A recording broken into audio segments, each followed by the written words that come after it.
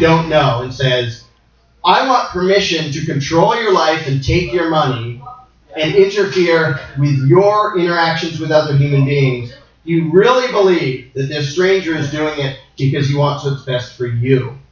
Of course not. And nobody would think otherwise if it was just some guy in the street. But we're trained to imagine, or at least delusionally hope, that the people in government are controlling us and stealing our money for our benefit. But it's utterly insane. And when people say, well, if we elect, that guy sounds so sincere, and if we elect the right person, he really sounds like he cares. If somebody cares about you, they will not try to violently control you. I think that's pretty obvious. And we have to be trained from childhood to imagine an exception to ever think otherwise. And the funny thing is a lot of people will say, well, I'm scared of the market and free exchange because I'm not sure it'll handle this right. So I want government, not the guy who shows up and says, here's my price for this service. You can take it or leave it. I'm not going to hurt you either way. To be scared of him, but not to be scared of the guy who says, I'll decide what service is and I'll decide the price and you have to take it or I hurt you. To think that that guy has your interest at heart more than the other guy is just loony. But the trick they use to make anybody buy it is they say, well, how about if we use it on other people? Like, I know you're not going to come to me and say, please boss me around. Who would do that? But wouldn't you like it if we could control your neighbor and make him not have those habits? Yeah, he drinks a little too much. Well, we'll make it so he can't drink. He might play his music too loud, or he might have a car. He has a car that's fancier than yours and more expensive, and that's not really fair. So we'll take some of his money and give it to you, and you can get a better car, and he'll have to sell his car. And the temptation to use power to control the other guy is why 99% of people fall for the lie of government. The guy shows up at the door and wants to boss you around. People say, I don't want you to boss me around. But if they say, well, we can take your neighbor's stuff, we can boss him around, we can make him be the way you know he should be. And everybody who votes falls for that. Everybody who votes falls for that. That I'm going to vote for the guy who's going to fund what should be funded. And how does that work? Well, he's going to take the money from them. He's going to take my money too. But hey, if it happens to be what I want to have happen, whether it's helping the poor or having a police force, whatever it is, you know darn well the guy you're voting for isn't only going to tax you, he's going to tax the other people who disagree with you. So when everybody runs to the voting booth and tries to get their guy to win, they're not pressing that button or flipping the lever hoping the other guy will win. They want their guy to win because they want their values and preferences and what they care about forced on the other guy. And the guy who shows up at your front door, that's the only reason he has any power, is because it is so tempting to fall for that lie that, hey, we can make the world better, we can make it what it should be, if you give me the power to control them and to make them hand over money to take care of the poor, to pay for defense, or whatever you think is important. Just give me the power, and I will make your neighbor behave the way you know he ought to. And as long as people fall for that, the whole world loses except the ruling class. And the only way we ever get out of that is when all the decent people recognize that government cannot be your friend. The guy at the front door, in that arrangement, that can never be your friend, even if he gives you stolen loot from your neighbor. Yeah, your wallet may look better because government took somebody else's money and gave it to you. That does not help society any more than you going to your neighbor and robbing them yourself, which would at least be honest.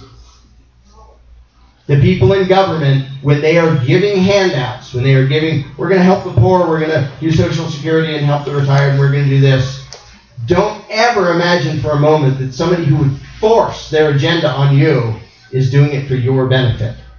When you get a check from the government, there's one reason you're getting that. They are buying your loyalty with somebody else's money. And when we fall for that, we are the ones giving them power, not only over the neighbors that we want violently controlled, but over ourselves. If you and your neighbor, if that guy comes to your front door and then comes to his front door, and you both say, yeah, I like this deal, but take more of his money, tell him what to do. And your neighbor is saying the same thing about you. No, make him fund the things I care about.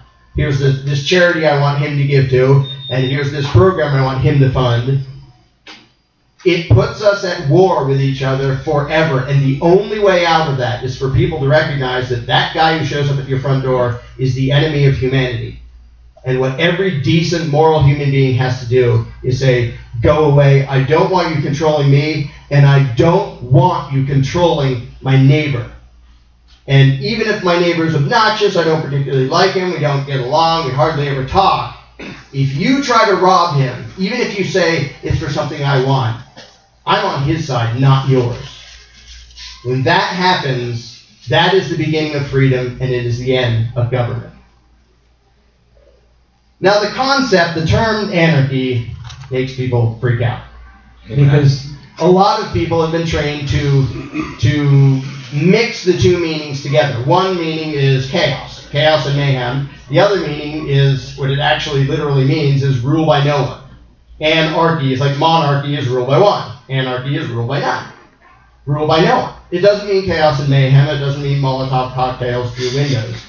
It means there isn't the guy at the front door bossing everybody around and forcibly controlling people's lives. And that's all it means. And it's so funny to me, well, funny and frustrating, that people have this idea in their head that anarchy means we're going to mess up society. We're not going to be organized and we're not going to cooperate.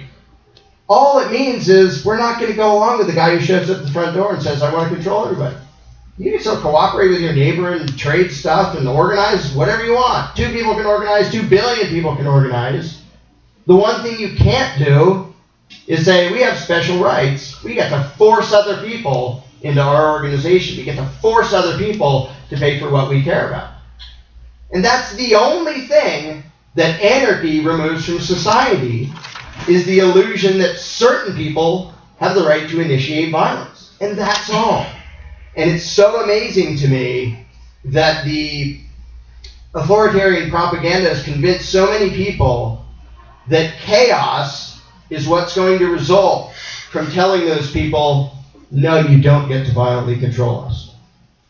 Imagine the lunacy of the logic that we are trained to believe, that telling that group of people, you don't get to violently dominate us, that is going to lead to bloodshed and mayhem. And even if you open a history book, and I love to do this, people say, oh, if there weren't government, everything would be way worse. If we didn't accept that guy at the front door, for some reason we'd be killing and eating each other. It would just be utter chaos. And I say, okay, well, let's play a game. You start citing some examples of large-scale injustices and murder that resulted from a lack of authority, also known as anarchy, and I'll start listing some that resulted from authority. Every war, Mao Zedong, 42 million dead, Joseph Stalin, 20 or 30 million dead, the Nazi regime, Pol Pot, every authoritarian empire. And despite the fact that literally more than 200 million human beings have been murdered by their own governments, not including war, you can pile on the war statistics on top of that, people still believe that government, the thing responsible for that, is what keeps us civilized. It's utterly insane, which is why they have to start teaching it to us when we're just barely old enough to understand the words. Because if you grew up in a free society and that guy showed up at your front door, everybody would not only recognize his suggestions as immoral and stupid, they would think he was insane. Wouldn't you think someone was insane if he was a normal person who showed up and said, I'm going to control you, I will decide what services you get, and I'm going to make you pay for them, and I'm going to hurt you if you don't go along with it. Okay, you're dangerous and you're out of your mind. Well, you have to choose between two of us. Now is it okay? Because now it's democracy. And now it's great. And that's what we have to spread around the world. The idea that if me and Bubba show up at your front door and let you decide which one of us is going to violently dominate you, that means you're in charge. That's just as good as being free. And nobody in that context would fall for that. That's not the same as being free. That's choosing which robber is going to rob me. And yet, millions and millions and millions of people are genuinely, profoundly, emotionally attached to democracy because they think it equals freedom and civilization, when it's the exact opposite. And again, the beauty of the situation, the horror of the situation is the mass injustice that people not only go along with, but that they vote for, thinking this is the system, this is what we need. Again, that guy at the front door who says, you won't possibly be able to live without my services. How many people really and truly believe that human society cannot live without a ruling class, without government? It's a lot of people, which means they really believe that, like, we in this room could not possibly interact on a peaceful basis without that guy showing up who gets to threaten us all and steal our money. I don't see that guy here, and so far we seem to be getting along pretty well. But we're trained to imagine an exception. And that's why there's actually hope. Because in any other context, we all recognize the excuses for government as completely insane. We have to be trained when we're really young to see that in this case it's necessary. Because they have constitutions, and they have elections, they have these really big buildings, and they have lots of law books, and they sound so official, and you watch CNN and they say big words and they dress in suits, so it must be legitimate. It isn't just some loony at your front door saying you do what I say or I hurt you. It looks so professional. It looks like, the inauguration. It looks like the crowning of a king. There's a reason for that. Because divine right of kings was a little bit too stupid for people to fall for anymore. They changed it to divine right of politicians. Most people still fall for it. Because if you do big rituals, it must be real. There must be something to this. They wouldn't do all this just based on made-up powers that they just claim to have. Well, yeah, they would, and yeah, they did. And the only reason it works is because we fall for it. But again, the beauty is that people are naturally anarchists. And that doesn't mean they throw bombs through windows. It means they want voluntary interaction. They don't want the guy showing up and saying, I'm your master, I'm going to boss you around. They want to be able to go to a supermarket and say, I want that and that, and I would have bought that, but it's a little bit too expensive, so I'll just have these. And then you go to the counter and you do a voluntary transaction. You didn't have to buy anything. They didn't have to sell you anything. You do the deal. They get a little bit of money. You get some food or whatever you bought. You go away. Thank you. On the break of death there. And guess what? There's a word for that. It's called anarchism. The more specific term for it is voluntarism. And a lot of people say you should use voluntarism and not anarchism because that word is scary. And to a certain extent I agree, except usually if you start explaining voluntarism, someone will say, you mean like anarchism, no government? So I'll just start with the term that freaks them out and then explain why it shouldn't freak you out to say that guy at your front door, it's not okay that he's doing that. And really, that is all the term means. When somebody says, I get to be your rightful Lord and Master for your own good, all anarchism means is, I don't believe you. I don't believe you want to violently dominate me for my own good. What kind of bogus claim is that? It's like a carjacker saying, this is for your own good. Can I have your car, please? Nobody would fall for that unless you do these big rituals and have massive propaganda from the time kids are tiny little kids and pledge allegiance to the flag and to the republic, which is a ruling class, for which it stands, before they even know what the words are saying, what the words mean. And so, again, the reason there is hope is this is not what people naturally choose. That's not the form of interaction they naturally choose. They choose voluntarism, which is, I don't want to attack my neighbor. I don't want him to attack me. I want us to get along. I might not even like him. I might just kind of avoid him and he'll avoid me, and that's okay. We don't attack each other. We don't care. If we like, we'll deal with the people I like, and he can deal with the people he likes. Now, one scenario that I've done a bunch of times when I do longer events, I don't have time to do the in-depth version now, is I will say, imagine that the people in this room, we were on a boat or a plane or whatever, crashed into a deserted island. We're it. We're all the people in the world right now. There's no authority. There's no 911. There's no cops. There's no courts. There's no representative to call. And I say, imagine this is the scenario. And most of us don't know the rest of us. And we don't know who we can trust. I mean, there may be a couple of feds in here, and I wouldn't nearly trust them. And so I say, well, what would we do? Imagine that we're it. There is no There is no cop-out available to say, well, we'll let authority handle it. Well, there isn't any. We're just sitting on an island. We're just people. What do we do? And I would go through, in these events I did before, I would go through in detail the different scenarios. The first one is always, well, one guy says, well, I think we need leadership here. People say, okay, maybe. What do you mean? I mean, I'm in charge. I get to tell everybody what to do, and I get to hurt anybody who disobeys me. So we'll ask, who in this crowd would be for that? Nobody. I have yet for anybody to say, I'm for that. That's government. So in that setting, nobody I've ever met at these events has been in favor of government. When I say, well, how about if somebody stands up and says, well, I happen to teach a course on survival, and I know how to build huts that actually keep the rain out, and I know how to start a fire without. And if people want to help out, I'll help you build your shelter if you help me build mine, and we can get a team together. Anybody want to voluntarily do that? I've never met anybody who objected to that. Now, some people might say, I can build my own hut. I mean, you guys go right ahead. I don't need to do that. I can build my own, but yeah, why on earth would I object to people getting along voluntarily doing that? Well, there's a term for that. It's called anarchism, which means I do these events, everyone is against government, and everyone is in favor of anarchy. Anarchy, that scary word. In other words, voluntarism, getting along peacefully without a violent, dominating authority trying to forcibly run the show. So people are naturally what they need to be. And this is why there's hope. Because we don't need people to learn some complicated solution. It's so easy for people to look at politics and go, well, I voted for that guy, and 4 years later I voted for that guy, and everything keeps getting worse. And these people say really big words, and they must know more than I do, and we can't possibly handle it. So it's got to be up to the political class. They have all these rituals. They must know more than us. They must be more informed. We should just leave it up to them. And it always gets worse, but people fall for it because they think you have to be really, really smart to run things. That's one of my favorite terms is when people say, well, we need somebody to run things.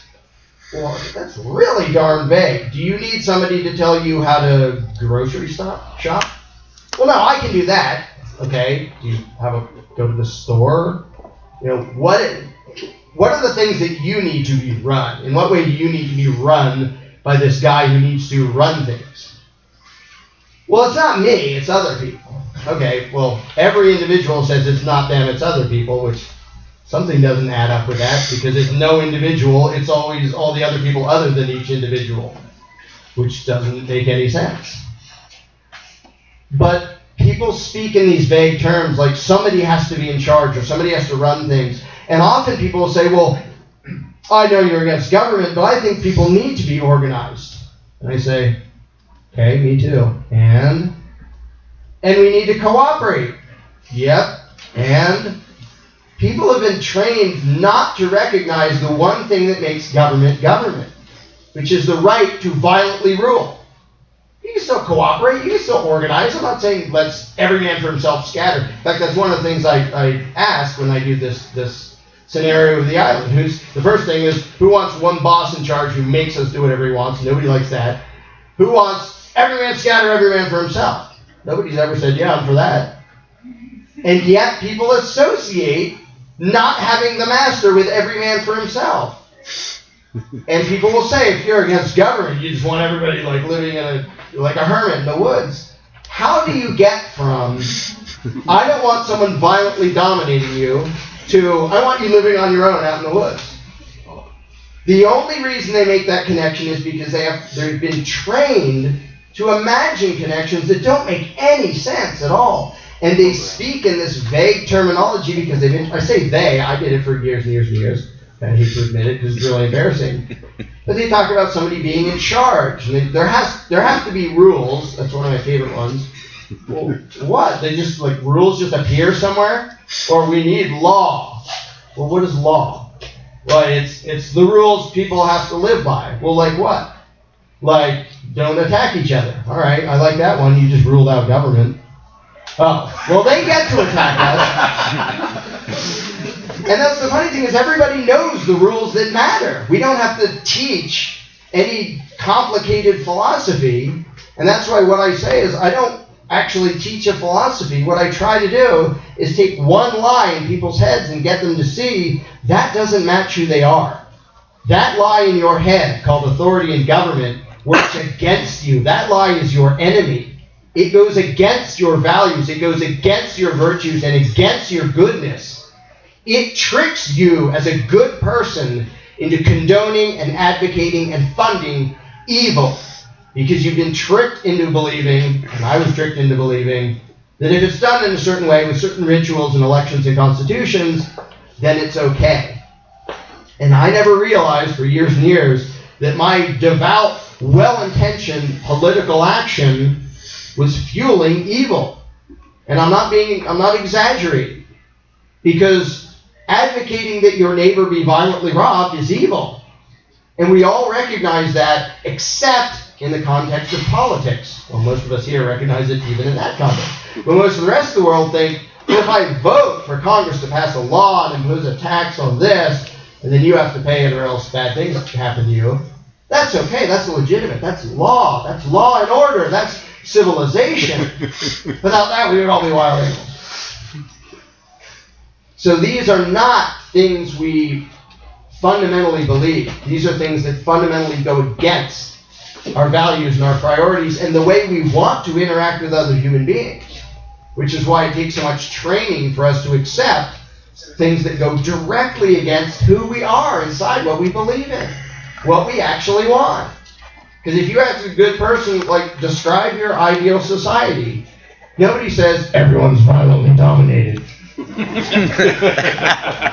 you meet someone who says that, run the other way and stay as far away as you possibly can. Masochist. Masochist. If they want to be violently dominating, if they want to go to some S&M whatever, be my guest. Just don't tell me I have to go. But people, again, the reason there is hope, and so many people say, oh, it's doomed. You look back at thousands of years of history, and it's violent domination, and it's war, and this group of tyrants and this group of tyrants each send their opponents to kill each other for years and years and years. And then whoever wins, there's still a tyrant in charge. The lines might change between tyrant territories, but there's still a tyrant in charge on both sides, and nasty things keep happening.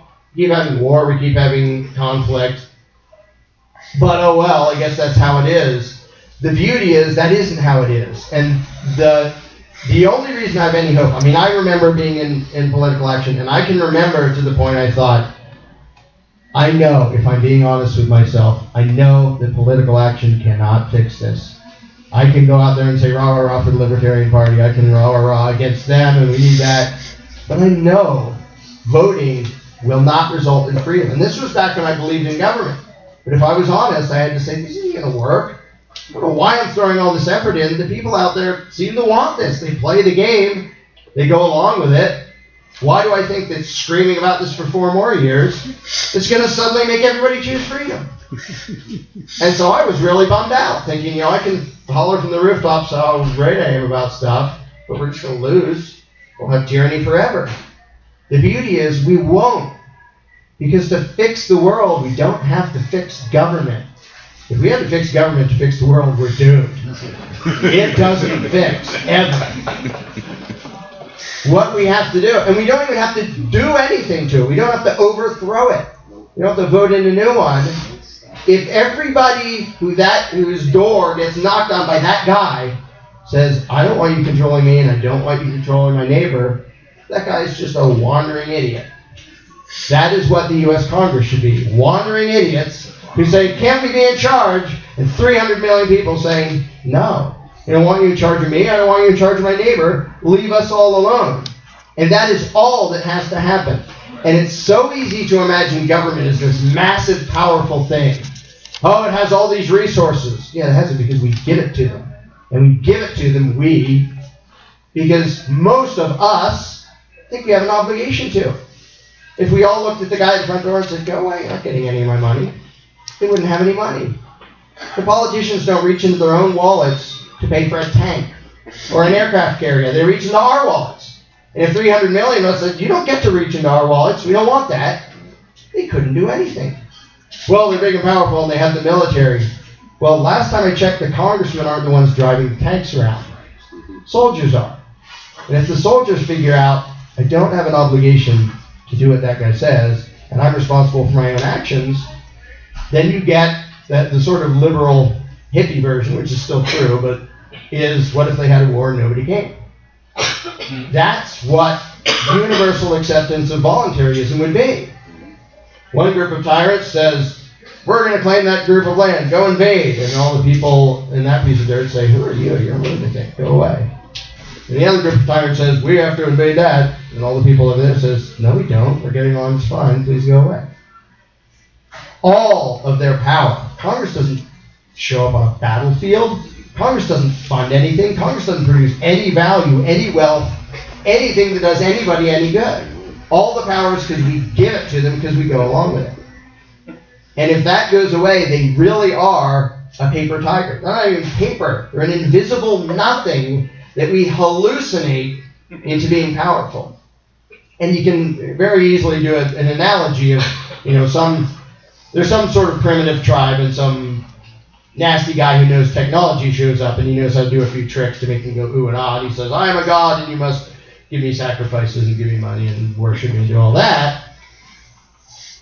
And they do it thinking that he really is all-powerful.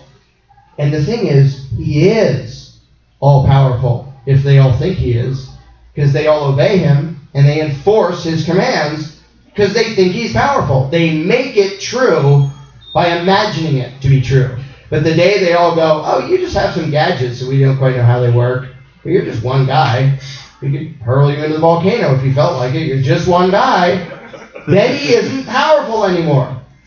The exact same thing is true of every government on earth, including the nastiest authoritarian regimes you can think of. Because their victims and their enforcers are the ones who gave them that power. And if they ever wake up and realize that the guy knocking at the front door is not their friend, they can take that power away. And all the politicians will be is narcissistic, sociopathic lunatics mumbling to themselves in a corner about how important they are. And you don't have to do anything to them. Nobody will even hear them. Nobody will care. It's just, oh, poor them. Must be unpleasant to live such a deluded life. But oh well, let's go do whatever we want. So there is hope for humanity. If you rely on politics, there isn't the slightest shred of hope in the world. But there is hope because all people have to do is outgrow a particular lie. And they already have all the virtue they need, all the wisdom they need. I'm all for people being even nicer and even more intelligent. We don't even need that to get a world that is 100 times better than we have now if they will just let go of that one lie called authority in government and just say, all right, now we're just people. What do we do? Because most people, when that's the question, they think, well, I don't want to be in violent conflict. Like, how do we cooperate in a way that isn't that? And the funny thing is that when people start to think about a world without a government, that's their first concern. How will we have a world without violent conflict if we do away with that thing that's responsible for most of the violent conflict in the world? And it is so backwards. And again, I believed it for years and years. I thought government was a civilizing influence on society. And now that I recognize what it is, I'm really ashamed I ever believed that. And I think, how did I ever believe that? And the only reason I did is because since I was a little kid, I heard it from everybody around me. Well, this is democracy, and this is great, and yada, yada, yada. So I accepted it just the way kids accept Santa Claus. The difference is, when kids get old enough, parents say, well, Santa Claus isn't real. What we need is to tell all the kids, the little ones and the big ones, government isn't real either. And then it's gone. Then it has no power. So, I can keep ranting ad infinitum. If anybody has a question or a comment or I've got to be the one to ask. Who built the roads? It's actually a good thing to use, because when we do the example of the island, I will ask that. Like, let's say somebody says, I think it might be important if we want to get rescued to have a big fire. We should probably have it at the top of the mountain so people can see it from further away. I would like to build a path up there, because right now it's jungle. Now, who's in favor of, I get to force everybody to build a path up there? Everybody says, no. Well, who would chip in some of their effort to help build a path? And some people say yes, and some people say no, and some people say, I'm more concerned with this or whatever. So in the island scenario, nobody chooses government as the solution to the question about the roads. And it's true of every other question you bring up. And I would go through things about protection. Like we have one guy who gets caught stealing stuff from other people.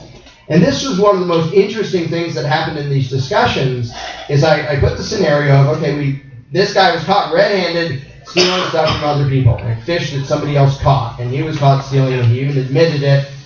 What do we do about that? And that question, and then I would just kind of let the discussion go free-for-all for a while.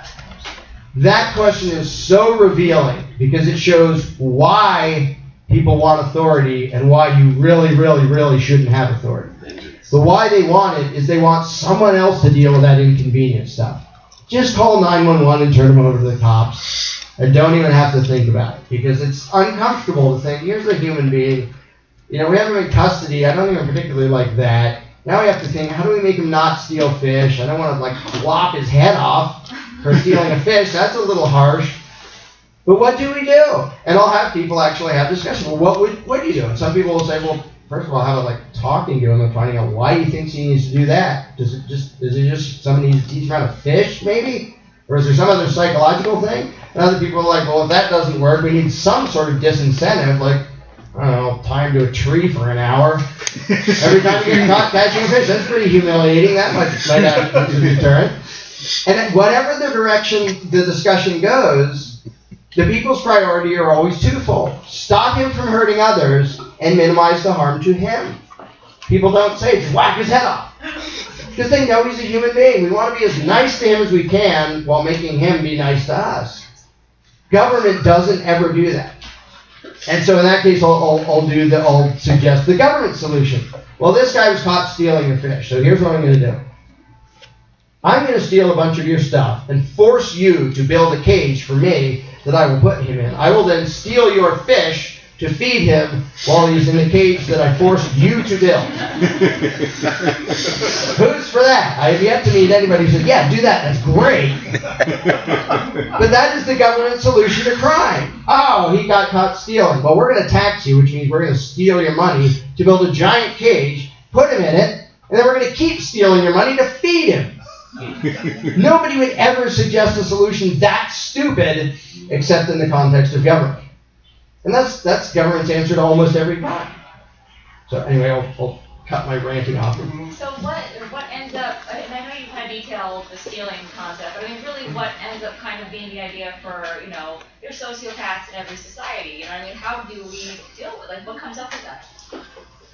Yeah, just in case people couldn't hear the question, it was basically what do we do about sociopaths? Because there are sociopaths. Not everybody is nice. Don't give them in the public office. Yeah, we elect them in the public office. That's what we do right now. That doesn't work too great. But it's a real question. And a lot of people assume that when I say I'm against all government, they say, well, you must trust everybody. Because that would only work if everybody was nice. I say, I don't trust everybody. And I'm not saying you don't have the right to defend yourself. Yes, there are actual sociopaths, pretty high percentage of them. Thankfully, a lot of them are functioning sociopaths. They figured out that voluntary interaction even benefits them better. They wouldn't care if they harmed you, but you might do nasty things to them if they did, so they play the game the way civilized people with morals do. But some of them don't. What do we do about that? Again, in the island scenario, what I'd love to do is show that almost everybody already knows the answer, and I don't have to give it to them. So there is a sociopath on the island. This isn't just a fish thief. This is someone actually sneaking around murdering people. And he killed a few, and we caught him. It's like, holy smokes, you're evil and completely whacked out. You're actually committing murder for fun, apparently. What do we do? And a few people, including me in that scenario, would say, I would kill him. By myself, without a law, without a badge, I believe I would be morally justified in taking his life. And I think it would suck to have to kill another human being. That would be horrendously horrible. The only thing worse would be letting him kill another innocent. And if somebody says, wait, I have a way to promise that he can't ever hurt anybody else and I'll make sure he's fed. Say, if you can convince me that you can do that, 100% guarantee he won't hurt anybody else and you're not going to rob anybody else to feed him, I could go for that. But until I'm all the way sure that the innocent are protected, he's not a top priority for me. And again, in normal context, people understand the right of self-defense and organizing for self-defense. maybe there's a guy that you have to call, and he's a guy who has guns or whatever. On the island he wouldn't have a gun. He has a spear, and he's big and tough and really fast, and he's good at fighting. And he says, hey, if other people will give me a little bit of their food, you can call on me if there's a dispute. Now, when I show up, I'm just a guy.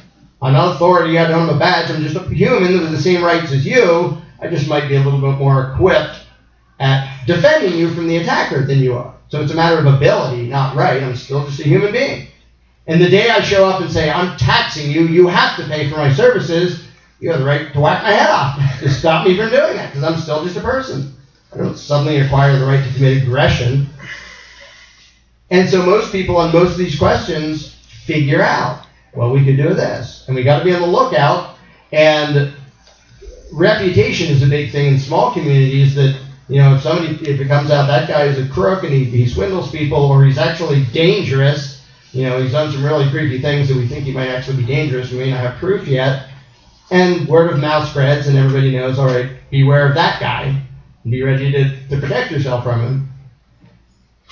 These are solutions that people can naturally figure out on their own. And the reason so many people put their questions in the form of what will be done about, what they mean is, what's the central plan for that? And it takes so much thought and mental exercise, and it did for me, to get to the point to realize there shouldn't actually be a central solution, because a central solution means one guy comes up with a plan and forces it on the rest of us. I don't know what the other 7 billion people are going to do if there's a murder in their town. I can say what I might do, but who cares? I'm that one guy over there. I'm not going to be emperor of anarchy. I'm not going to rule the world. I'm not going to be in your neighborhood. I'm probably not going to do anything about the murder in your neighborhood. I can give you suggestions on what I think about it, like don't punish people unless you're really sure they actually did it, and don't go overboard on the punishment, but do make sure there aren't future victims and things like that. But people are so used to hearing the centralized authoritarian solutions. Well, here's my plan for how I'm going to solve the problem of poverty or crime or this or that or the other thing. And it's always based on, first, all right, take all of your money. And then I wrote a law that controls everybody. And then I, out of the benevolence of my heart, violently impose my agenda and fix the world. And we've had thousands of years of that, resulting in hundreds of millions of deaths. Murders, I should say, not just deaths, not just accidental, intentional killing of innocent human beings. And what people need to do is step into the uncomfortable zone, which says, we're now the big people, we're the grown-ups. We're not little kids in the classroom who can say, teacher, Johnny's bothering me. We say, all right, we're it. We're all there is. We're at the top level. We're responsible human beings. We, on our own, have to figure out how to deal with things. And each of us are completely responsible for our own actions. None of us can say, I was just following orders. It doesn't work in an anarchist society. There cannot be Nazis in an anarchist society. There cannot be dirty cops saying, well, I didn't make the law, I'm just enforcing it. Because everybody would say, you're the one doing it. You're the one responsible for what you're doing right now. Don't be beating me over the head saying, well, the law or something made this happen. You made it happen. And people only buy that excuse now because they believe in authority and law and legislation. If they let go of that, yes, it's uncomfortable to have to be responsible for your own actions and actually solve the problems of humanity. The good news is, if you don't imagine government, your solutions will always be better than the solutions government offered, which are always based on starting by robbing everybody and violently controlling innocent people.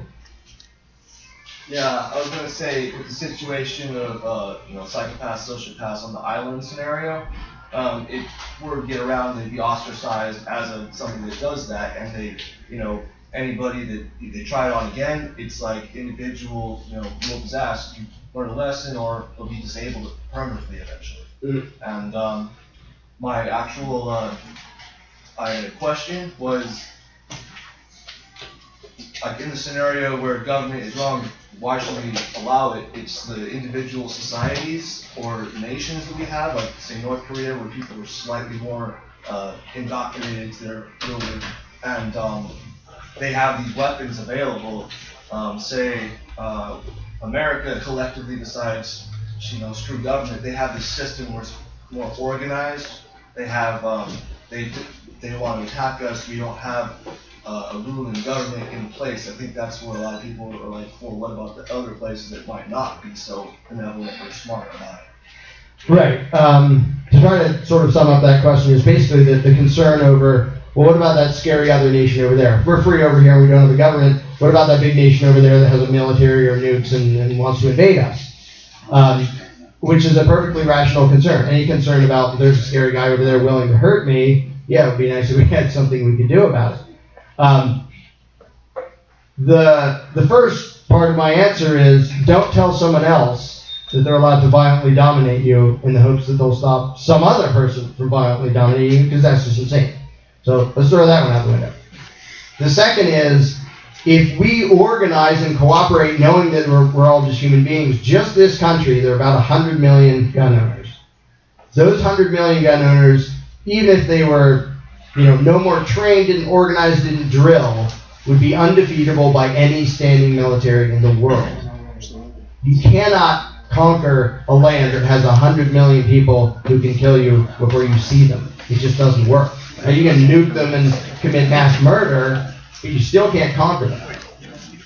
And lastly, I would say, and this is the thing that makes people scared who are really used to government, the best, most moral, most effective, most efficient form of large-scale defense is assassination. Don't kill 1 million Germans because of what Hitler told them to do. Kill Hitler. Don't kill 1 million Chinese because of what Mao said. Kill Mao. And the funny thing is, it's so, and I don't know why this didn't occur to me back when I was a statist. Why is it that all these nations will say, you're so evil, you tyrant over there, but don't worry, it's our standing policy that we never target the guy at the top. Usually support them. Yeah, we support them. And then we'll have a war and millions will die on both sides and we'll go and shake hands. Oh, Uncle Joe Stalin, yay. Yeah, I know you were our enemy like last week, but now we're our buddy, have half of Europe. And people think that's okay. And they don't recognize how bizarre it is. It's like, okay, here's this local gang. There's one guy charged and they're committing mass murder and we caught him and now we have him under control. We're going to punish everybody except the main guy. We let him go and give him some money and help him rebuild his house that we broke some of. But that's foreign policy, and there's an open standing policy of the UN is we don't target the bad guy at the top who's actually responsible for starting this. We'll kill as many of his pawns as we feel like. We don't care about them. They're just the livestock. But we don't go for the farmer because he's one of us. And if you go for the farmer, it's really cheap and really moral. Instead of killing the underlings and the pawns, say, hey, you just openly said you're going to invade our homes where we live with your army. Well, I'm not going to sit around bothering to fight your soldiers one at a time when they come here. Let's have a bake sale. Raise $10 million. Whoever blows that guy's head off, who just gave the command that we be violently invaded, wins. Just call Dexter. Right, call Dexter. And the beauty is, not only does it solve that particular invasion, but the next guy who gets in power goes, wow, they don't shoot my soldiers, they shoot me. Maybe we can have trade and open exchange and voluntary interaction. That's the thing is, if you remove government from the equation, the belief in government, even the nasty people are usually better off interacting voluntarily. In a free society, like people talk about, oh, evil, greedy businessman. If somebody can't get away with something sneaky, I don't care how selfish or greedy he is. Because in a free society where people know what's going on, the way to get rich is make something that other people want to buy. And if some nasty, greedy Scrooge makes something that I want to buy and gets filthy, stinking rich, I don't care. I benefited. Look, I got it. It was a benefit to me or I wouldn't have bought it. And if he gets $1 bajillion, I don't mind. He isn't my boss. He can't force anything on me. So the evil, greedy businessman is not the problem unless there's a government that he can go to and say, by the way, can you use some of those laws to crush my competition and maybe give me a subsidy for the widgets I make, which means steal their money and give it to me whether they want to buy it or not. So even completely selfish, heartless people, and like I was saying before about the functional sociopaths, there are a lot of them, And most of them figure out life works better for them. They couldn't care less if you suffered and died, but it benefits them to play along like a civilized human being in the vast majority of cases, unless there's a government. Then it benefits them to try to be the government. And they're always first in line. And people can want government to care about us, but if you put a job description that says, violently dominate and rob all the people you know, who do you think is going to apply for the job? It's people who like to violently dominate other people, and that's the job of government. And that's why sociopaths are always first in line. Wow, you're just going to put that much power in front of me, and all I have to do is say, I feel your pain. I can do that. And it works, and people are like, wow, he really seems to care about me. Again, if he cared about you, he wouldn't say, can I please violently dominate you and steal your money? But people somehow keep trying to imagine that there's a way for government to be good. The guy who comes up and knocks on your door and says, can I violently dominate you? There's one way for him to be good, which is say, I don't want to violently dominate you anymore. There's one way for government to be good, is for it to stop being government. And if people say, well, what about a government that only protects us and only defends our rights? And say, that organization would be great. It would not be government. Couldn't tax, couldn't legislate, wouldn't have a monopoly on anything. It would just be a private security organization with the same rights as everybody else. And I could say, I don't want to pay for your services. Either I'll defend myself, or I think they do a better job over there, or whatever. When you take away everything evil about government, it isn't government anymore. And I admit that for years, I tried to describe a government that was legitimate and moral and still government. And it took me years to realize when it gets to be legitimate, it stops being authority and government, and then it's just humanity. So I'm all for humanity and not for violent domination. So anyway, back there. What do you think about institutions which are non-governmental but still operate by methods of domination, authoritarian domination? So, for example, like a mental hospital that that uses coercive methods against patients. The question was about institutions that aren't government but still use authoritarian domination. The example is a mental hospital. Mental hospitals sort of tie into government as things are now, because they can say, well, we've declared you insane or whatever, and by this law we get to put you in a cage and do what we want to you. And I would never claim that no individual institution other than government would ever try to be violent and dominate people. The thing is, if people don't recognize authority, then people would recognize such institutions as being immoral and would either avoid them or resisting, depending on what it took to make it not happen. And there are gray areas that are hard to say. If somebody is, one is insanity. If somebody is actually, they are so out of touch with reality that they're running around and killing other people, and they don't even, they're actually imagining that those other people are evil because there's something actually wrong in their head. Well, I would like to avoid killing them, but I would more like to avoid them killing somebody else. And then there's the uncomfortable question. And again, I'm not for a moment saying there aren't uncomfortable questions with government. There still will be. The uncomfortable question is, all right, what's the minimum amount of force we can use against this person so that he stops hurting other people? And for me, the first step in the solution is the mentality. Don't imagine anybody to be authority, whether it's an institution or government. The vast majority of these days is either government directly or something influenced by government. And, the mental institutions are of course linked in with government authority. A million institutions are linked in. The medical industry. We make $1 gazillion selling these pharmaceuticals, and if somebody comes along and says, well, I have a remedy that's really cheap and seems to work really well, and they say, hey, government, can you outlaw that, please? The fact that there has actually been discussion of, we think you should need a doctor's prescription to have vitamin C. Those doctors are the guy at the front door. They are not there for your benefit if they want you to have their holy permission to get vitamin C. They are the enemy and they are the bad guy, and the only reason they're doing it is because there's a government there for them to use. And it's the same thing with mental institutions and a bunch of other things. I would draw the distinction between, there are private organizations, and here's something that people love to sort of muddle in their head, like the evil corporations. First of all, corporations are created by the state. There can still be big businesses and they can still be run by greedy bastards, but in a free society, all they can do is offer to sell you something. And if one thing that people get muddled in their head about is if some business comes along and says, I will pay you $1 a day to do 10 hours of hard manual labor, he's not oppressing you. If you can say no without him attacking you, he's not oppressing you. If you can't say no without him attacking you, he's governing. But if all you have to do is say, no, that deal sucks, I'm not going to do that, then he is not an oppressor. He can be a greedy butthead, but he can't do anything to you if all he can do is give you an offer that you can say no.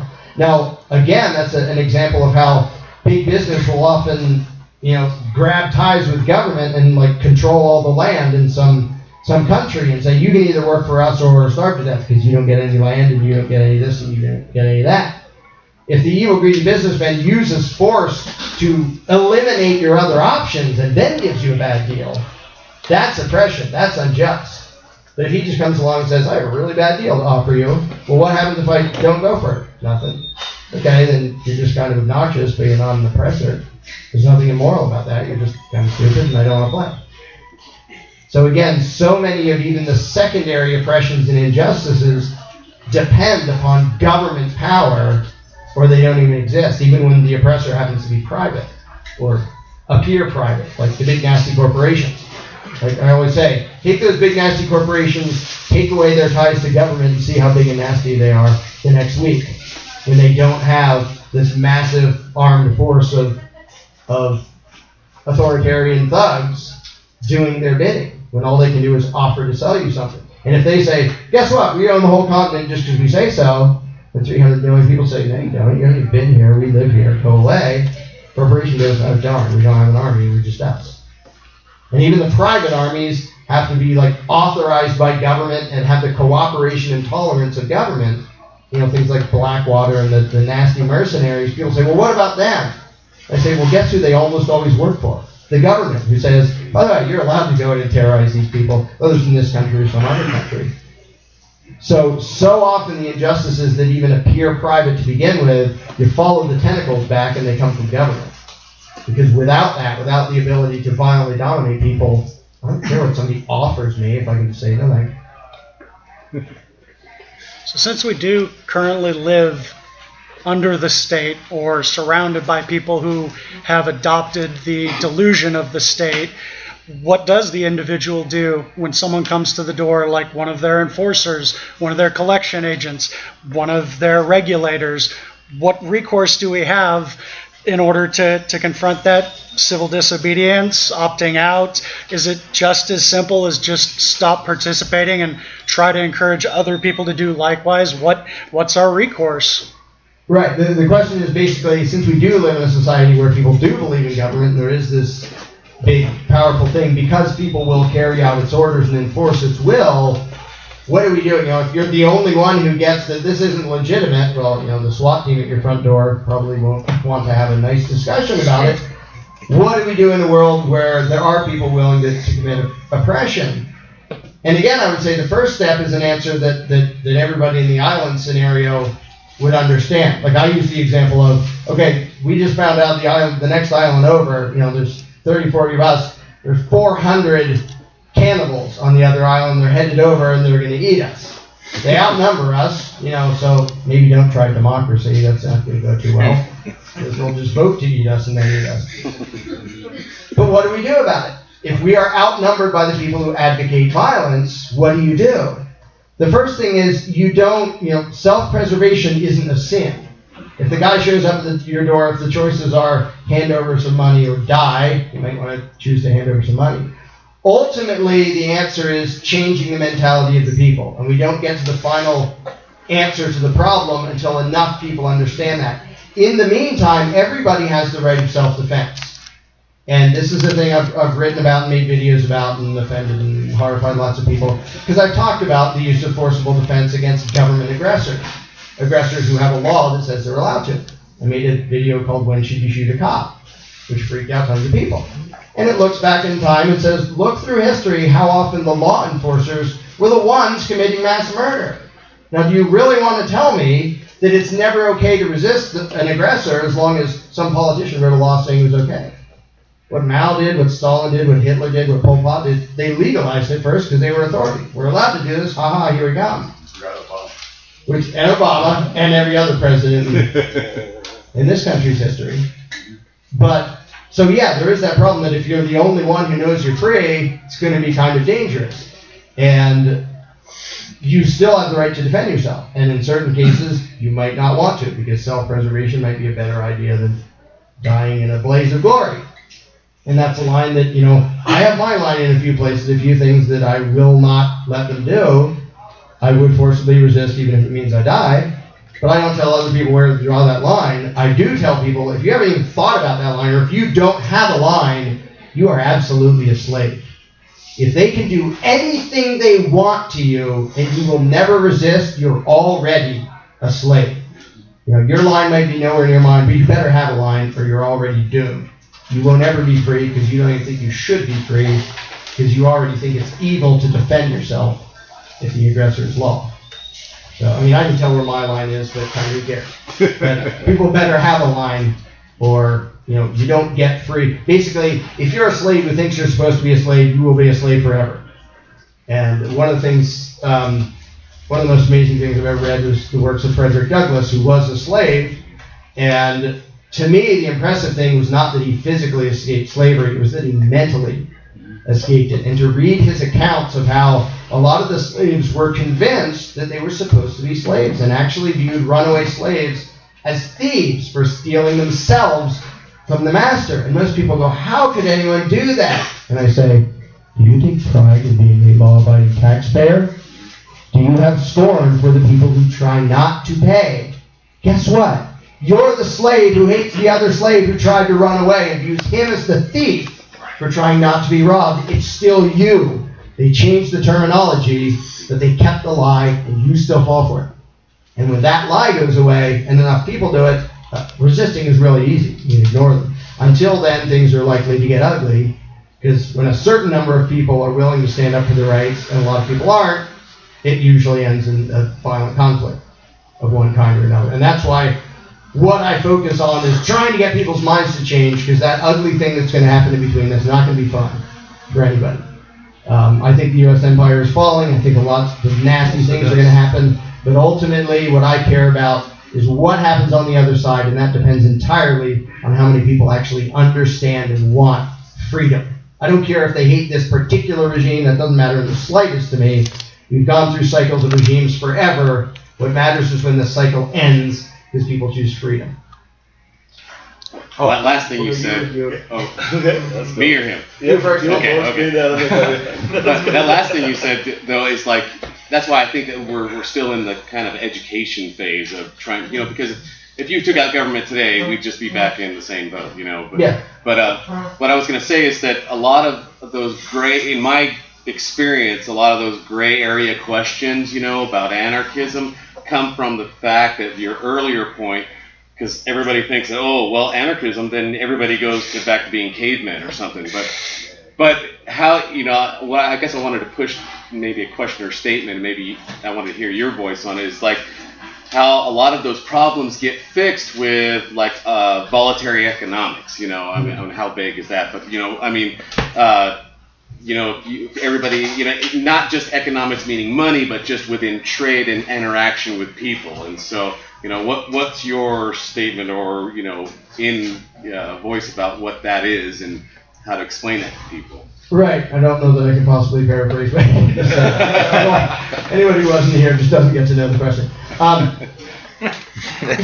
People have a lot of power, even if they don't forcibly resist. Even if, by just the way they treat other people, the way they trade, the way they spend their money, the way they live, even a minority of people can have a pretty big impact. And a few examples that come to mind is, I look forward to the day when nobody is comfortable being a tax collector, because even just half of the people they meet think they're the root of all evil. Because if half the people you meet think you're the root of all evil, you might consider a career change. And that's actually been a major problem for the IRS for decades, that it's really hard to keep them staffed. They have a really fast turnover rate because they get the job and find out everybody hates them. And everybody should hate them. because ostracizing thieves is a good thing. And again, even if they don't care morally, if they have to be faced every day in and day out with angry people being huffy about them and robbing them, or just people in general saying, "Ew, you work for the IRS, please go over there, I don't want to have anything to do with you," that's very powerful. And same thing with cops or soldiers or any organization that uses the initiation of violence. If everyone around them condemns them, they feel a major pressure, whatever their own moral code, they feel a major pressure to stop doing that. And that's why I think it's really important, and there are certain things that are trained into us that the people in power know they have to really solidly train these certain things in. Like, of course I support the troops. I don't support the troops. If you're a soldier for any government, you're the bad guy, quit and go home. And the thing is, if everyone in the country said that, nobody would be in the U.S. military. It doesn't mean nobody would defend us. Because if somebody invaded, I know lots and lots of people who aren't in the military who would say, well, I would definitely be one of the ones ready to forcibly defend against an actual invasion. But these are just religious things, and the way people are trained into nationalism and patriotism to feel this deep, profound pride, because you have to train people into that to get them to keep going along with it. Because imagine if, and it's really sad, and I do feel for soldiers who have good intentions and go off and do it. And Vietnam is just a really, really sad testament to what authority does to all the good people. The people who went over, the people who protested, everybody involved. People go over and it's like, well, I thought I was going over to fight for freedom and justice or something or other, my country at least. I came back and everybody hated me. A bunch of evil stuff happened over there that I was not proud of. And the same thing with Iraq war and every other war. And thankfully, there are now a lot of soldiers that come out and say, I joined up to do good stuff, and I figured out we're actually the bad guys. They're the bad guys too. We're not the only bad guys, but I don't think adding some more bad guys to the equation was really the answer. And I come back, and a lot of people hate me, and that's kind of uncomfortable. And the suicide rate among soldiers is amazingly just horrible. Yep. And it isn't. And I offend people by saying this, but I don't care. I don't think it's because I saw really horrible things. If I saw something really horrible, my first thought is not, I'm going to kill myself. Guilt. If I did something really horrible, my first thought would be, I should not be on this planet if I'm capable of that. And I believe a lot of military suicides are that.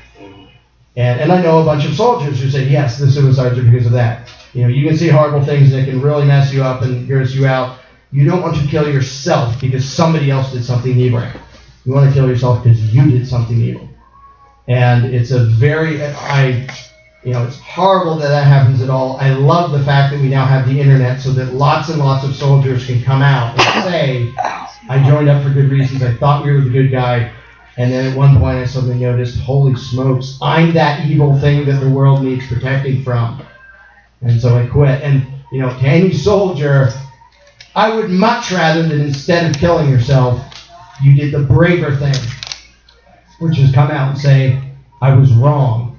I was one of the bad guys, and I'm sorry, and I will never do that again, and I will try to talk other people out of doing that, of being soldiers, of joining the military, and being the police.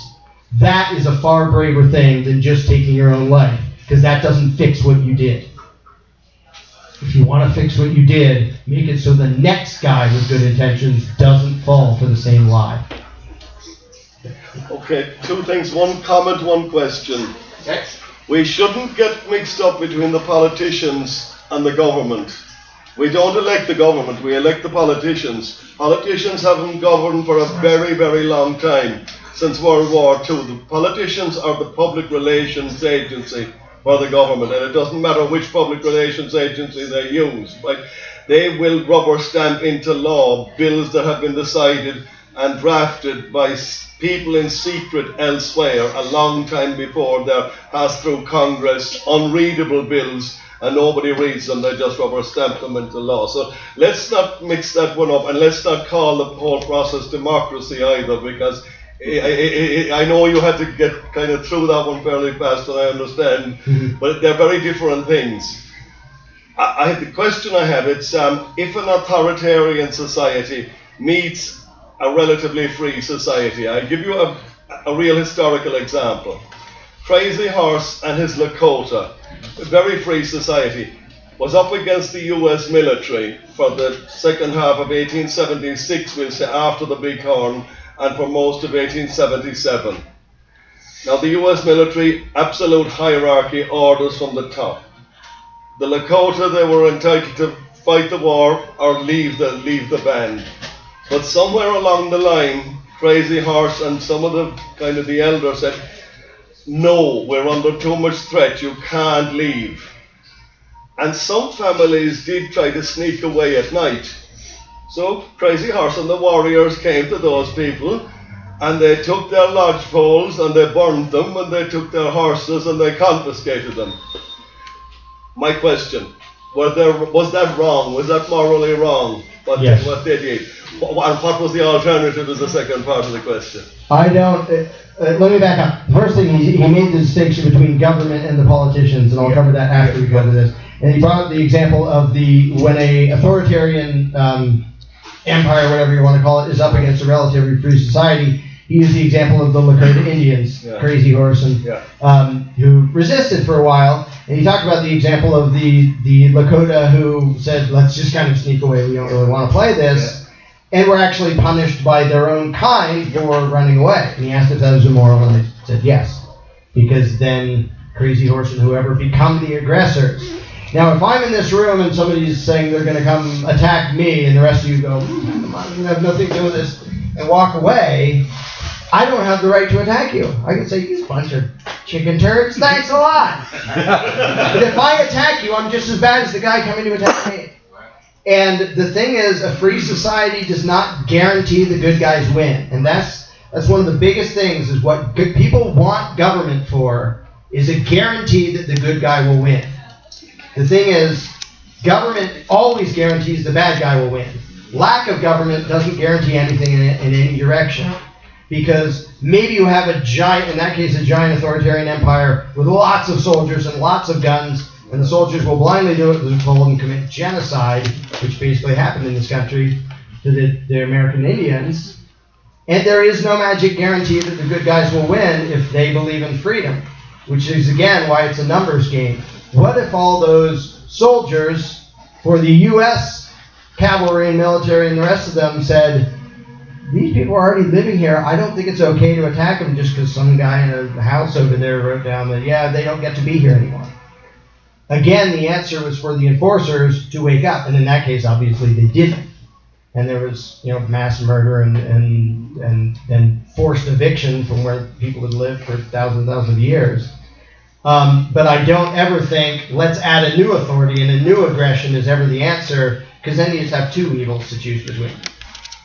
But sometimes doesn't discipline have to fight discipline? I know it's an emergency situation and it should always be temporary. Another example comes to mind is a ship or a boat, right? A boat is an emergency situation. A meeting, in a way, is a kind of an emergency situation. You can only have one person speaking at a time, so you have to give authority, which we've kind of given to you as chairman of the meeting. But you didn't, and I can demonstrate it. Everybody here give me $1,000. No, we haven't given you I don't have the right to rule. We're here voluntarily to preside over the meeting, not to rob us. But that's not, the only authority here is an authority which is the people who own the place said we're allowed to be here, and the people who raised it said, I'm going to be the one standing up here.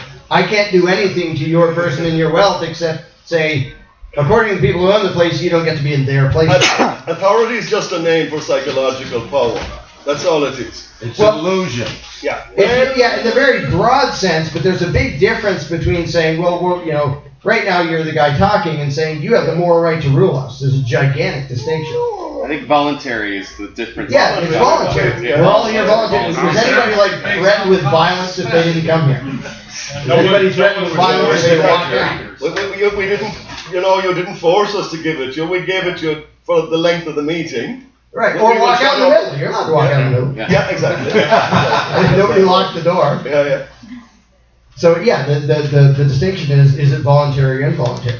And the involuntary, even if it's for some supposedly noble good, and an example I like to use that makes everybody gets the answer right is, if I had the power to violently make all of you exercise for 2 hours a day and eat a healthy diet, you cannot deny that it would benefit you in health ways. Does anybody think I have the right to do that? Nope. No. Why not? It would benefit you. It would benefit the common good and the individual. Because you own yourself, and I don't have the right to commit aggression even for your own good. So I have to sit here and let you eat unhealthy and not get exercise, which is what I do too, by the way. For me, I don't get to make you be what you should be for your own good. That's called freedom. We already are. Yeah. Let's see, you and then you. Okay, a popular meme that's been spreading through the resistance in general here, in terms of everything, is you lose your freedom the second you fight for it. And it's something I kind of disagree with. I was wondering what your take on it is. You talked about the meme of the sort of saying thing of you lose your freedom as soon as you fight for it. There's definitely that balance when it's a minority of people who actually believe in freedom and want it, and the first guy who stands up is usually the guy who the tank runs over. And the thing is, again, on a practical basis or on a moral basis, self-preservation is no sin. The thing is, if everybody is concerned with just themselves, I don't want to make waves. I actually just did an article about this. If everybody says, well, I'm not going to be first to stand up, then you get mass murder because the empire gets huge because nobody did anything. The downside is if you're the first one to stand up, you're the first one to get shot down. So there's a truth to that. The thing is, there are lots of in-between ways to resist that are smaller or sneakier or whatever. And each person has to decide, what are you willing to risk and for what cause. The thing is, if everybody just, I'm going to mind my own business and take care of myself, look out for number one, and not make waves, that's when authoritarianism gets really powerful. And if lots of people say, I'm going to cause trouble and you might hurt some of us, you might hurt me, you might kill me. I mean, I go around and give these talks. I'm sure there's lots of people in power who don't particularly like what I'm saying. I'm not that hard to kill. I'd be really easy to kill. So far they haven't, thankfully, and I'm not going to shut up until they do. And that's the line I've drawn. I don't suggest other people draw that line. But again, the mentality to me is the main thing, because the more people have it, the less risk there is to any individual. But I do think if you're not willing to risk anything for freedom, just kind of get out of the way to people who are actually going to make the world a better place, to be rude about it.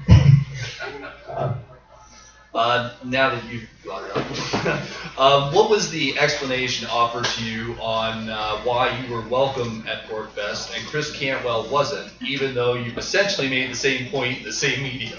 I wasn't welcome. They didn't ban me. They didn't invite me back. I also didn't ask to go back. The question was about why I wasn't banned from PorkFest and Chris Cantwell was...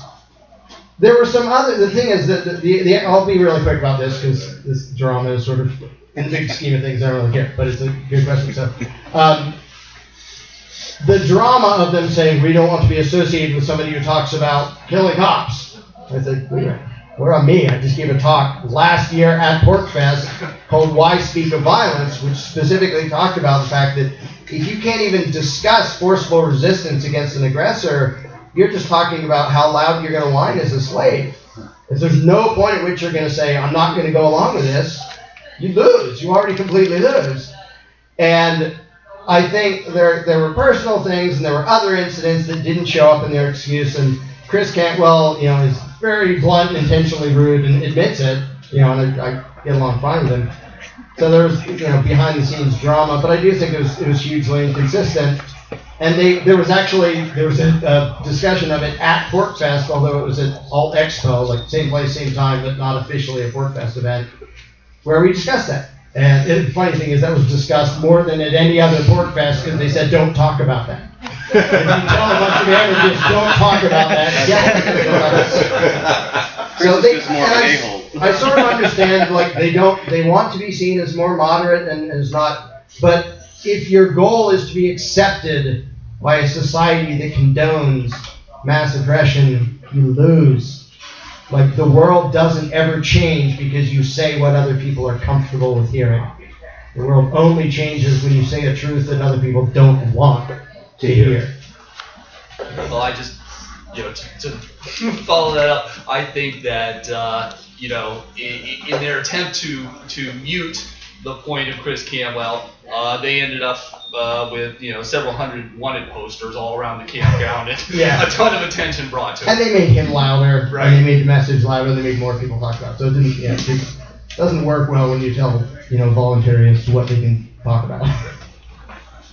Okay, I've got a couple of questions. The first one is, what is your opinion about compulsory education for children? It's evil, but keep going. And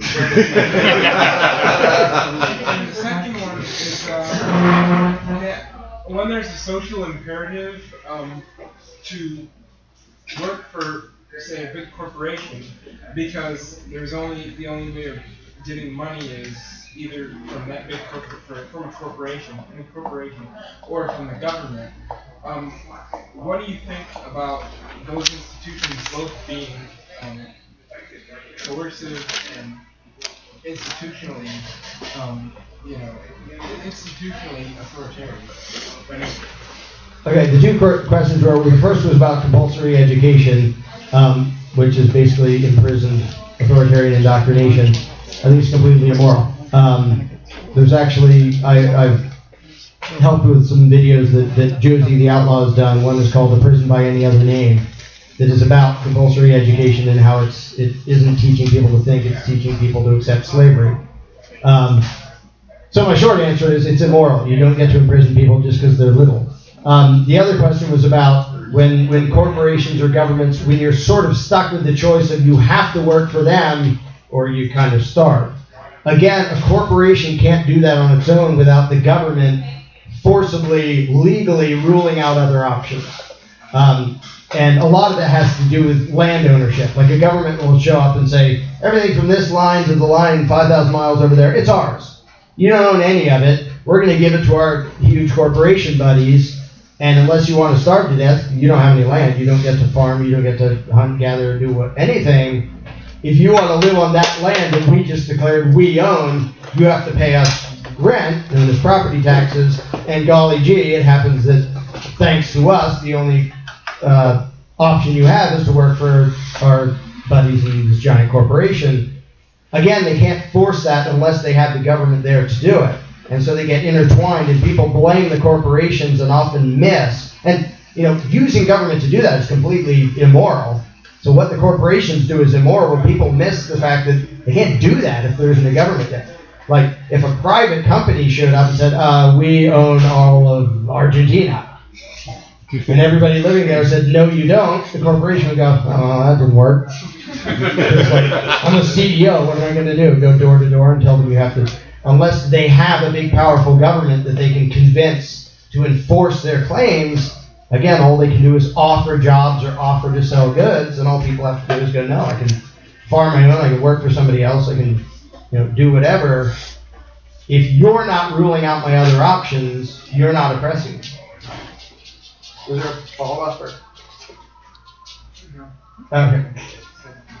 I was wondering how the mere elimination of government would work to correct the incredible wealth disparity prevalent in this country. Two things. The question is about how removal of government would deal with the huge wealth disparity. On the one hand, I don't care about wealth disparity. If somebody else got ridiculously wealthy off of voluntary exchange, which means every time he had an interaction with anybody else that made him that rich, they wanted to do it, I don't care. If somebody has $20 billion from trading with people who wanted to trade with him, I don't mind. And there's a word for minding, it's called coveting.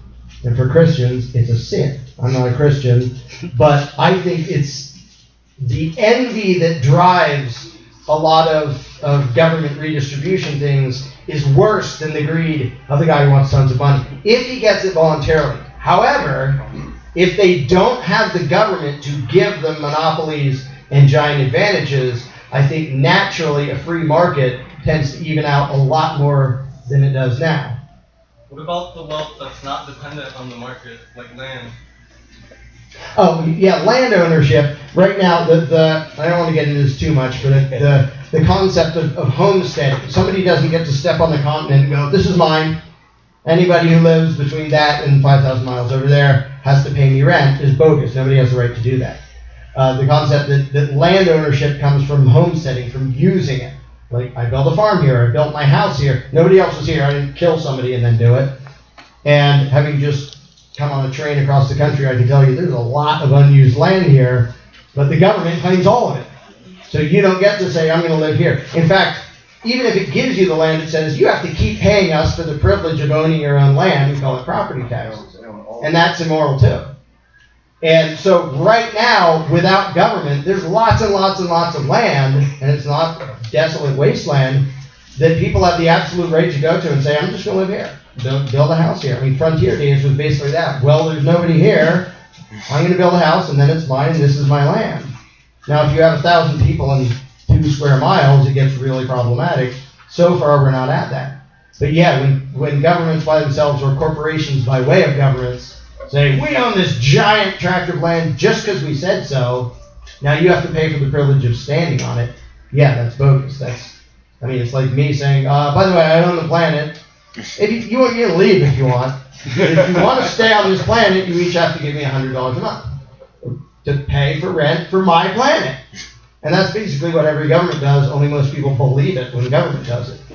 But no, you don't get to just own a giant amount of land by saying you do. So that's sort of the libertarian answer to that. Just a quick comment. I'm just totally amazed. For centuries, they've had government. They've always failed. And we just keep doing the insanity over and over and over again. It gets kind of disappointing. It's depressing. Yeah, he's talking about the fact that we do government over and over and over again for thousands of years, and people keep trying to keep thinking, if we just somehow arrange this right, it'll work, and people they never seem to learn the underlying problem. And we go from one nasty empire to another one because people think, and this is sort of cliche, I say it all the time, but I'm going to keep saying it all the time, people think the problem is the guy who's on the throne. The problem has never been the guy on the throne. The problem has always been there's a throne to be on. And if you knock that guy off the throne, the next guy in line is going to be a sociopath. And you look how often in history you have a revolution against one nasty authoritarian regime, and you get a new nasty authoritarian regime. And to me, one of the most useful things the founding fathers of this country did was demonstrate what a bad idea limited government is. It was the most limited attempt to ever make a government, and it turned into the most powerful authoritarian empire the world has ever known. If that doesn't show you that limited government doesn't stinking work, I don't know what will. When people... So, and it is depressing, like reading Schindler's List and the Diary of Anne Frank and realizing the main opposition to the Nazis were the communists. And to me, that's just so depressing. Really? Your answer to a big collectivist authoritarian regime? Well, there was a third party. There were the mild socialists. The mild socialists. The moderates. Yeah, that's what we need, more moderation. The fact that that's all they can think of. Because being able to recognize one evil, whoopee-doo. Like if somebody's stomping on you, being able to say, I don't like this. Well, no kidding. Who does? The thing is, if you got the chance to be the stomper or to tell the stomper what to do, would you? Everybody who votes and believes in government would. That's what has to stop. I don't just want this guy not stomping on me. I want no one stomping on anybody. I mean, every nasty tyrannical regime started by fighting against some other injustice. Right. What Hitler railed against were real evils that should have been railed against and should have been fought against. Only the people were in the authoritarian mindset. They replaced one with another. Same thing with Mao, same thing with Stalin, same with the U.S. Quick fix. Usually worse, too. Yeah, and it ends up worse in the long run. But luckily now, after however many thousands of years go around in circles, there are more and more people, and it's accelerating amazingly in the last few years, who recognize, hey, how about you not have the throne there anymore? Because every time you put somebody up there, he's an evil bastard who stomps on people and commits mass murder. Take the throne away. Stop putting a new guy on it. And that is what has to happen to stop the cycle, and it is going to stop. And it's amazing to watch the speed. I've been an anarchist for 18 years. And I can tell you that 10 years ago, I knew maybe half a dozen people who would dare call themselves anarchists. And now I know thousands and thousands who have figured out the problem is the guy at the door who says, just let me dominate you and your neighbors. It isn't that it wasn't the right guy. at the door. It isn't that you chose Bubba instead of him. It's that you accepted the idea that that can never be legitimate. And that is going away. And it will all the way go away. When people ask me, like, well, what are the chances that we'll ever have a society without government? 100%. Absolutely 100%. I don't know exactly how long it will take, but it is 100% for the same reason that it was absolutely destined to be that eventually society would stop thinking the earth was flat. Because the truth is going to stare them in the face until they figure it out. And when they figure it out, they're never going back to the lie. And when people figure out the lie underlying authoritarianism in government, they don't go back. Which means it's a one-way thing. And where, the people who understand it are a small minority, but growing, it isn't ever going to go back the other way. That's amazing. It will expand until everybody recognizes that government is basically Santa Claus only with 200 million dead people. And when they figure that out, they aren't going back to that lie ever again. So we will have a society without government. I would just like to get there really fast and minimize the destruction that happens in the meantime as the control freaks try to hang on to their power. I have a favorite question that I always ask the statists, and it always scratches their heads, and I want your opinion. Okay. What the hell is government? Good. The favorite question to ask statists is, what is government? And I do that too. I ask it all the time. Well, it's sort of something. And I did talk about this, and somebody made a little alien video called Government Explained. I like his version better than mine. And it's an alien comes to Earth and asks, like, hi, here I am. And the guy says, should I take you to our leader? Your what? The leader. The guy in charge. The guy in charge of what? The guy in charge of everything. One guy in charge of everything. And he goes through, and the alien is trying to understand what this government thing is, and the guy's trying to explain it. Well, it's not really the buildings, it's not the books. And it's sort of the politicians, but not really. And people don't know. And the thing is, when you try to get them to actually define it, you start to see that it really is a religious belief. I used to think the belief in government was analogous to a religious belief, and then I realized it's not an analogy. It is a belief in a superhuman entity that you can't see, that has rights that human beings don't have, that gives commands that it's a sin to disobey. That's called a God. And I believed in it for a lot of my life. That's really embarrassing. And most of what I do now is try to talk other people out of the goofy thing that I accepted for years ago. Because it is totally a faith-based belief in a mythical deity. And most people don't see it that way, obviously, because as soon as they see it that way, they let go. I think I can tell you what government is, but it begs another question, and please ask me. Government is the administration of the state, right? Or by extension, the administrators of the state. And of course, the question is, what is the state? Yeah, thank you. We're not going to be given that definition anywhere. We used to have a radio show called The Bare Truth, myself and Andy Martin Smith. Washington said that government is not reason or eloquence, it's force. Chairman Mao said it's, that political power grows out of the barrel of a gun. One is poetry, the other is prose. But there's a clear enough definition of the state, and unfortunately, it's real. The state is the organization of coercive power over a territory. That's what the state is. You can pick any state you like. Not Nevada, that's not even a province anymore. But the Roman Empire or Hitler's Germany or the United States of America, they're all organizations of coercive power. Unfortunately, coercive power isn't a myth, it's very real. It's all too real. But you missed an ingredient. So, yeah. He was basically saying how the state is an organization of coercive power, which is certainly true, but you missed the fundamentally... Psychological power is added to it, but without psychological power you can still have the state. No, you can't. Oh, yes, you can. Well, the state is in your mind. That's all it is. What? That's all it is. It's in your mind. I'm sorry, but... we can argue about what the word state means. The word government is defined as the exercise of authority over a people or place. Authority is the right to rule, not just the ability. People don't call the Bloods and Crips government because they don't think they have the right. So you left out the ingredient of perceived That's legitimacy. psychological power, and it's an adjunct. The Union Army had no psychological power. in big chunks of Alabama. They were still the government during Reconstruction. Well, Because they had a brute force. Now, governments love psychological power. They will go on their knees to churches on the modern church's television.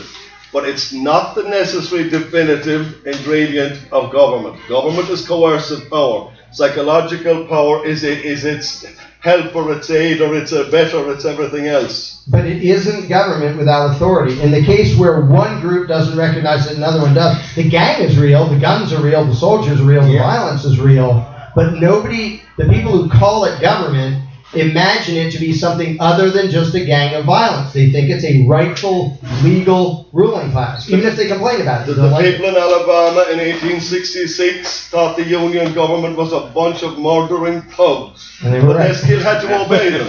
Because of the force. That doesn't make them Brute authority. force defines government. No, it doesn't.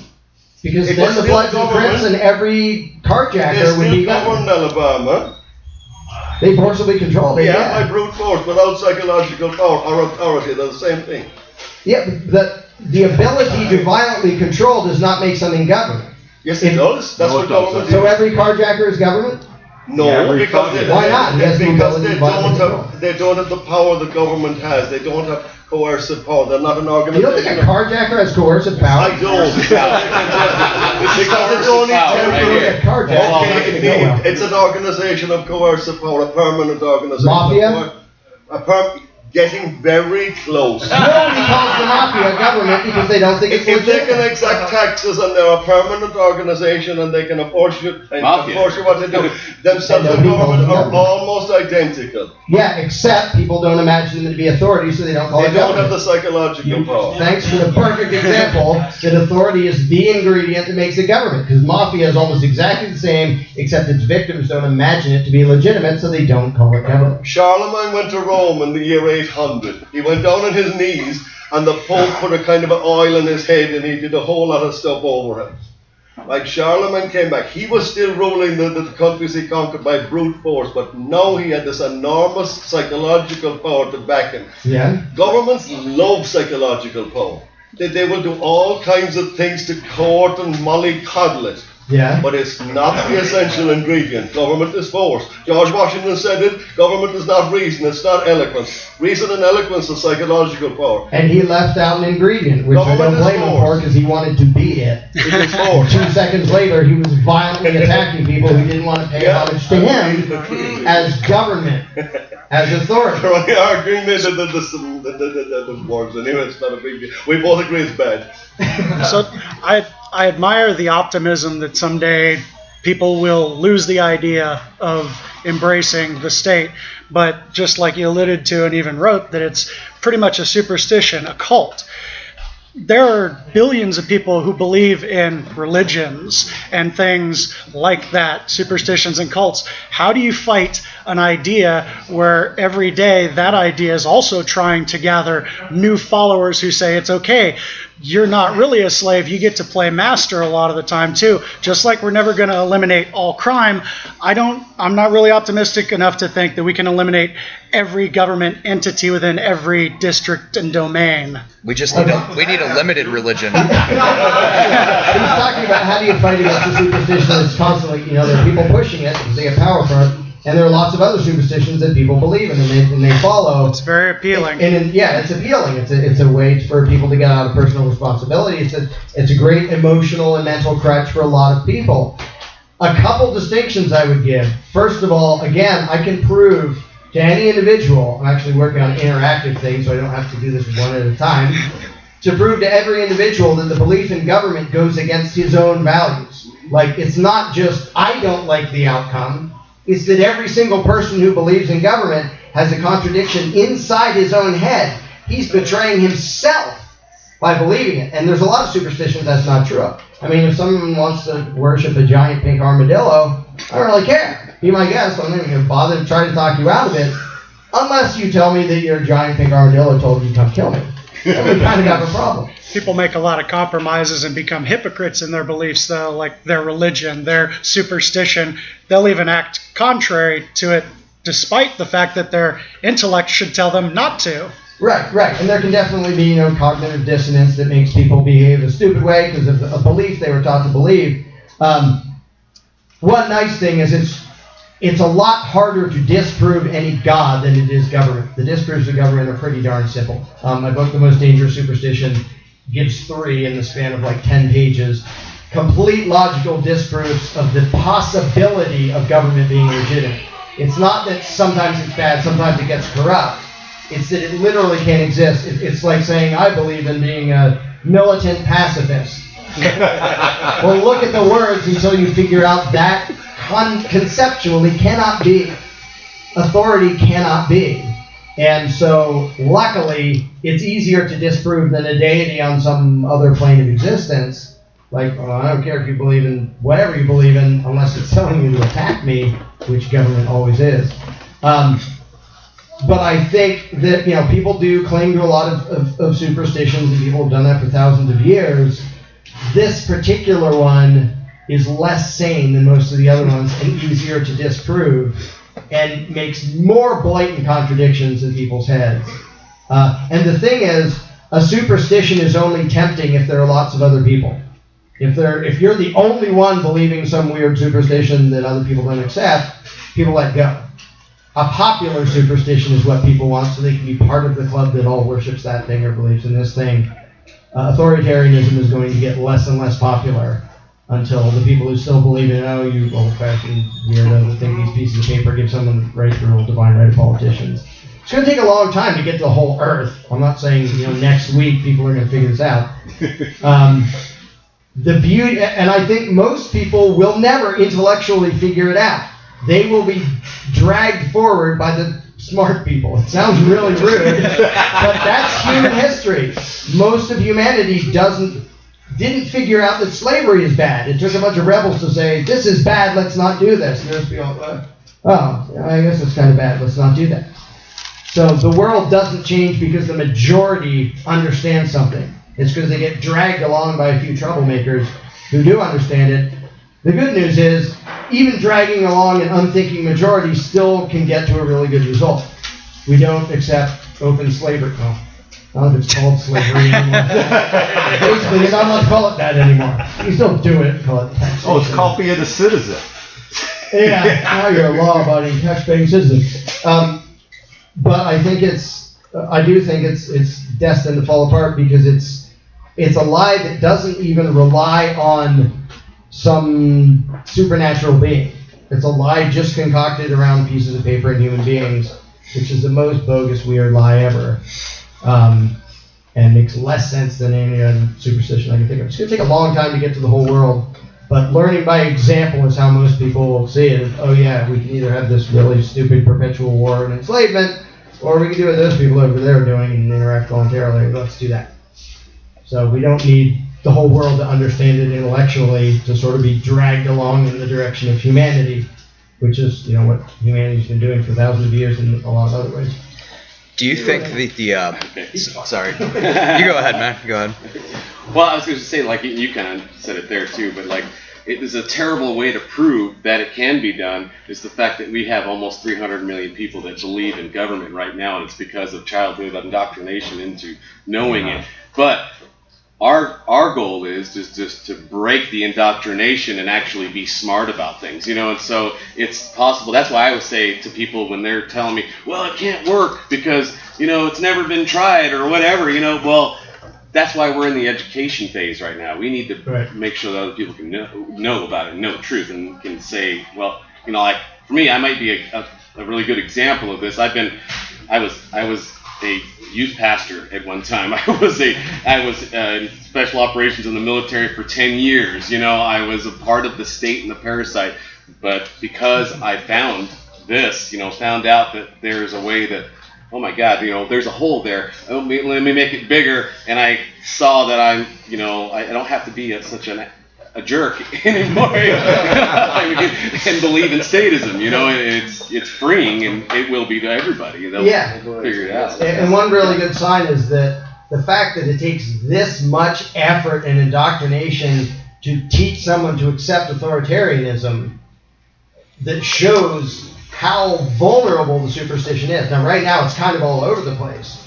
But the fact that you have to start pounding into the kids' heads by the time they can even talk, if it doesn't happen then, It doesn't happen at all. Like then you don't have to deprogram. Like much my easier to doctor get to doesn't where we're need to be at. deprogrammed from authoritarianism. I don't know how she's going to rebel against two anarchist parents, but it'll be fun to watch. But and I can see it just as a generational thing. I can almost talk.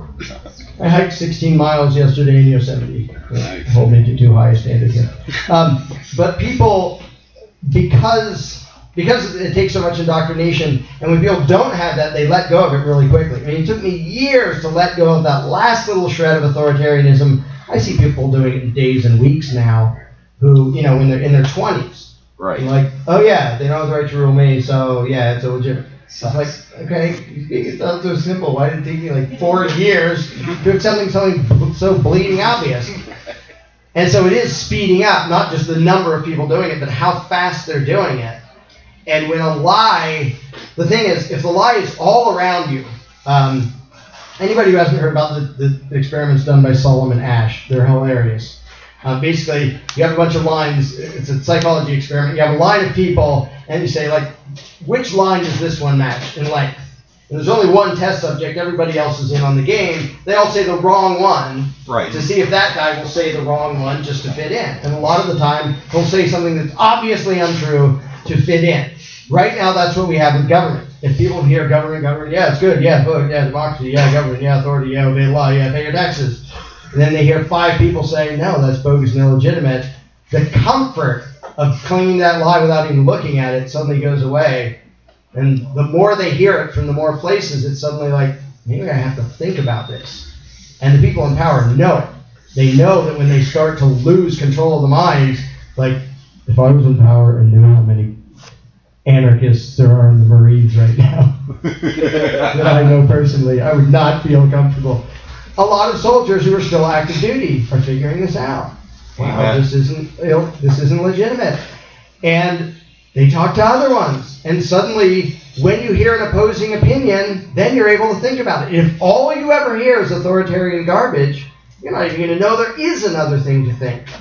But it's spreading everywhere, and there's that 10% tipping point. When 10% of people understand this, it's going to be everybody.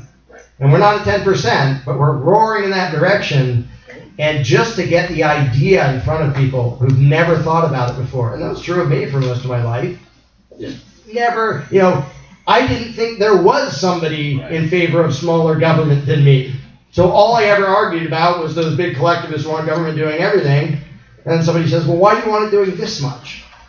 I don't know, never had to defend that before. Mike the minarchist. Right. Mike the minarchist. Surgeon, right. And then take away 80%, it's all good. Right. Have cancer, remove 80%, we're done. Don't worry about the rest. You want minimal cancer. So if people don't hear the idea, they don't think about it. In the vast majority of cases, people are hearing the idea all over the place. And there are, I don't dare to say names, there are some people who are known as minarchists in the mainstream media who aren't. They just don't dare to say they're anarchists because they would get fired in a heartbeat. But the ideas are all over there. Ron Paul is almost one. Even he uses the term voluntarist on a regular basis. Just don't bring up his son, please. That's not his son. He was adopted. That's been waiting. Oh, he's going to change the system from within. They are in the process of closing their private property. So I don't know what to do. There is an after party at the Crown and Anchor, which is around the corner on Flamingo. What's it called? It's on Trop. South on Maryland, left on Trop. It's less than a mile from here, so you can continue if you have more questions. You have time for one more question? Been waiting in the back for a while. Okay. So, in an anarchist society, let's say, like she was talking about land, for example, there's lots of land. I find myself a modest parcel of land, nice view, big trees, build myself a little home with my family, and someone else decides to forcibly take it away from me. What recourse do I have? I'm small. I'm not going to shoot them. That would be just as wrong as what they did. Do I just move somewhere else and keep moving and moving? Call me. Hire me. Yeah, I'll do it for a case of beer.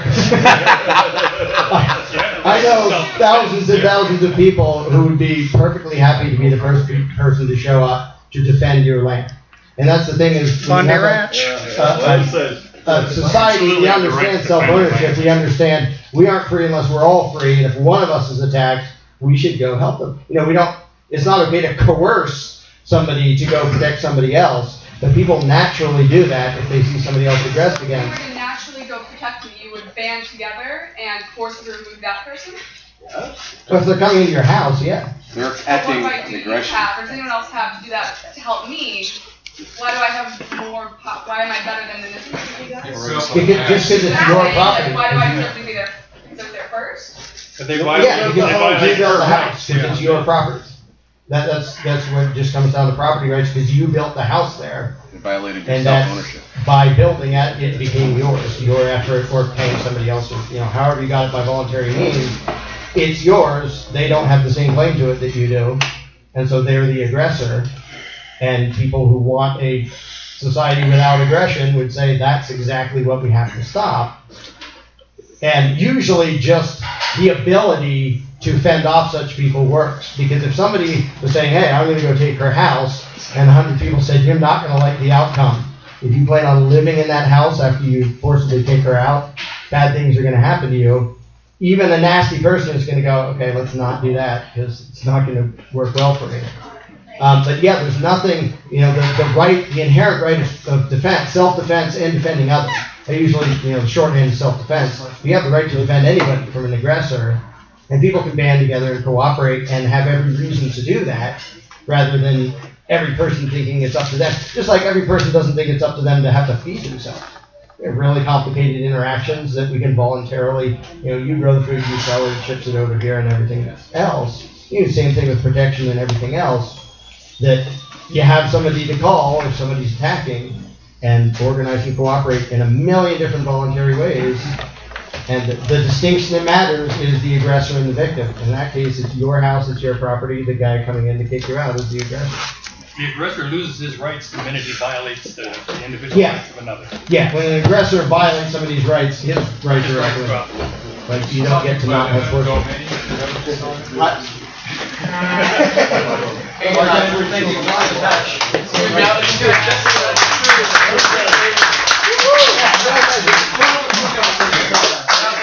If you could help and kind of clean up and pick up some chairs and stuff like that, it'd be really cool to the people who are here. Where do the chairs go? The little wicker things like this actually go outside or inside, I guess. I don't know. Basically, those are out on the patio. Yeah, they're on the patio. But I think No, we don't need to record this.